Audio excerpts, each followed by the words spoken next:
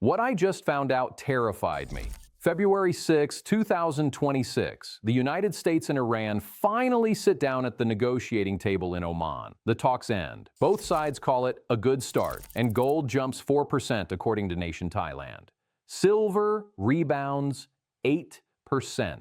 The media says, crisis averted, rally is back.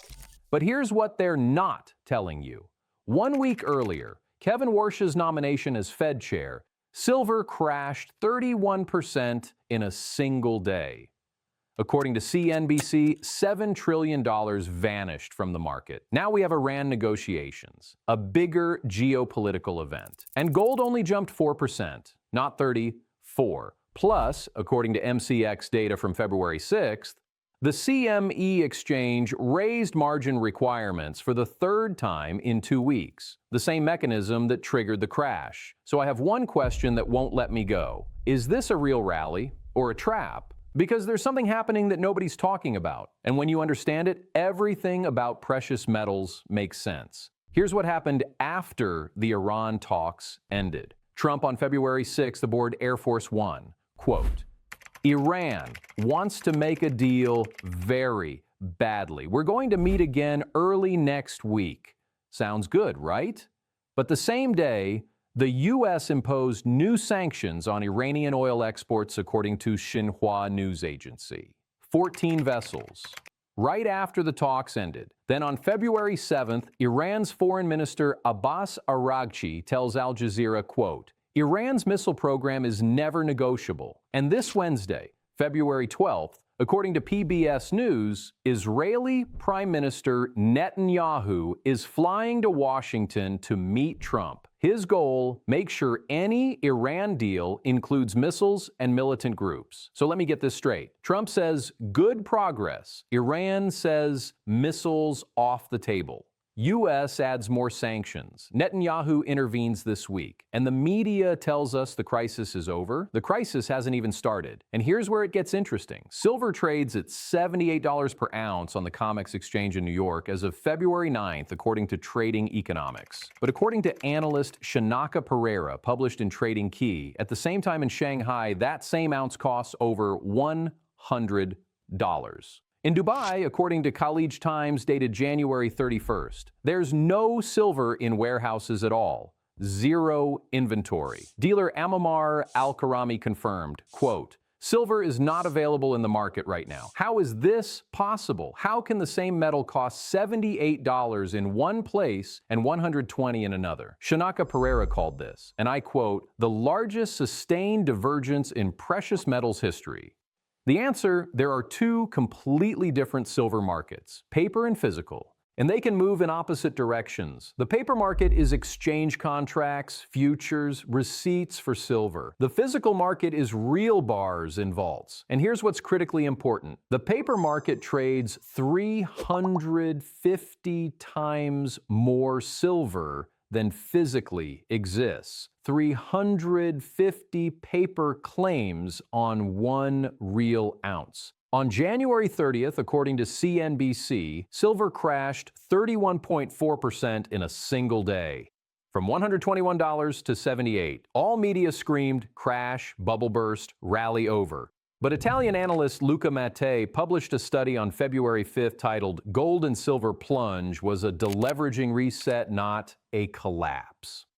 It wasn't a crash. Here's the mechanics. On exchanges, traders use leverage. You put down $10,000, control $100,000, 10 to 1. But there's a rule. Your collateral must be at least 11% of the position. If the market moves against you, add money or get forcibly closed. On January 30th, the CME raised requirements from 11 to 15%, right in the middle of trading. Thousands of traders couldn't meet the new requirements. Forced selling began. Selling creates pressure. Price falls. More forced selling. Price falls lower. This is called a liquidation cascade. According to Morgan Stanley, one ETF, iShares Silver Trust, was forced to sell $3.5 billion worth of silver in one day from one fund. Luca Mattei called this a deleveraging reset. Quote, this was not a verdict on their role as safe havens. It was a classic deleveraging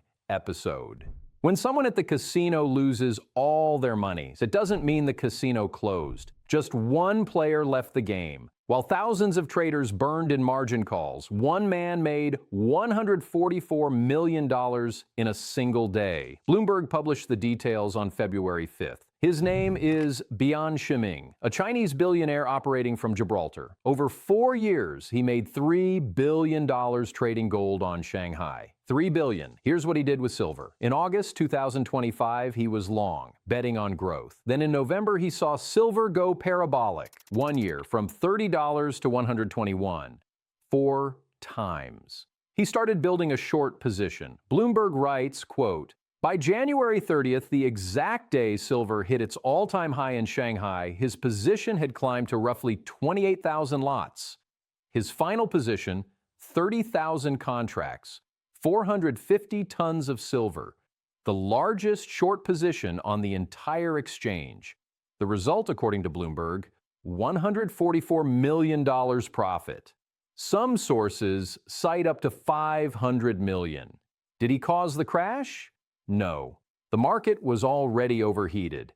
Speculative positions were at record levels according to CFTC data. He simply understood the mechanics. He knew when debt load is that high, gravity always wins. And what was happening in the physical market while paper burned? According to Luca Mattei, there was no broad-based capitulation among long-term holders of physically backed exposure. While leveraged futures positions were cut aggressively, strategic allocations did not unwind at the same speed. Moreover, on January 1st, 2026, according to Vision Times, China officially declared silver a strategic resource. Only 44 companies received export authorization, covering 60 to 70% of all refined silver globally traded. Samsung, according to financial reports, locked up 100% of output from Mexico's La Perla mine for the next 2 years through a $7 million prepayment.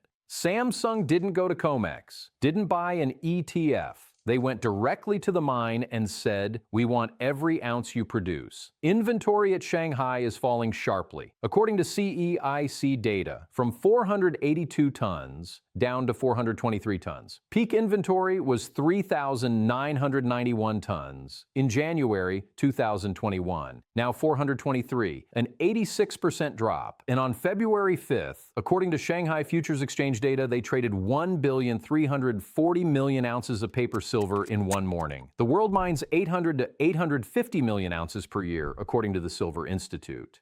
They traded 1.5 times annual global production in one morning. And you know what? The Shanghai premium over COMEX survived.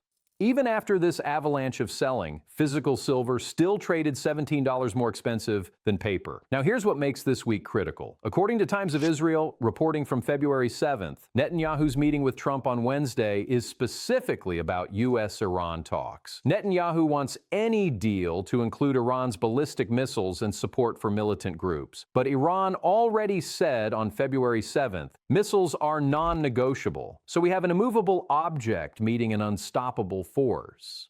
This Wednesday, geopolitical uncertainty has always pushed people to physical metals. But here's the critical difference. Geopolitical risk affects the two markets differently. The paper market crashes on technical factors. Margin requirements, liquidations, position unwinds. Volatile reacts to the dollar and Fed rates. The physical market reacts differently. According to Trading Key data, lease rates, silver rental rates, rose to 7 to 8%. People want real metal in their hands, not a receipt. Right now, as of February 9th, gold is at $5,007 per ounce, according to Trading Economics. Silver at $78. Both are up from last week's lows, but the CME margins are still elevated. The Shanghai premium is still $17. Physical inventories are still falling, and the Iran situation is completely unresolved. Trump says meet early next week. Iran says missiles off limits. U.S. adds more sanctions. Netanyahu intervenes Wednesday. So I ask again, is this a rally or a trap? Because if the negotiations collapse, if Netanyahu pushes Trump away from a deal, if Iran walks away, we could see another shock. And when that shock comes, you need to understand, what type of player are you?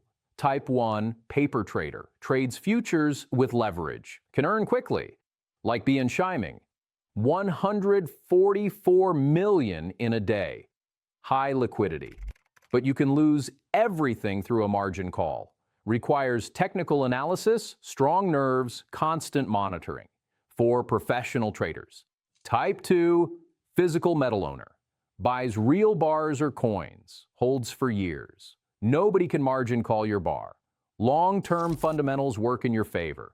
6 consecutive years of structural deficit, industrial demand over 200 million ounces for solar panels alone. But need storage, pay premiums 3 to 10%, hard to sell quickly, profit in years, not days, for those who think 5 to 10 years. Type 3, hybrid, base 60 to 80% in physical metal as insurance. Small portion 20 to 40% in paper trading to use volatility. For people with experience and capital, there's no right answer. It depends on your capital, your nerves, your time, your goals.